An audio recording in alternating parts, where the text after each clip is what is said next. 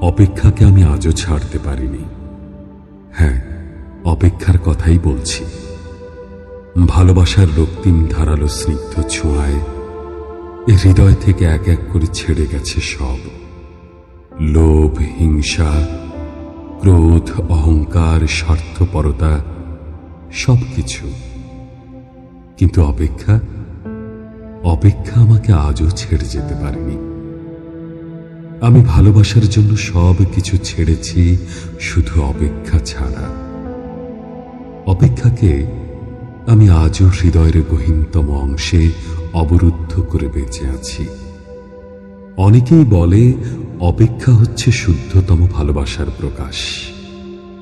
ভালোবাসতে সবাই পারে, কিন্তু সবাই প্রিয়তমার জন্য অপেক্ষা করতে পারে না।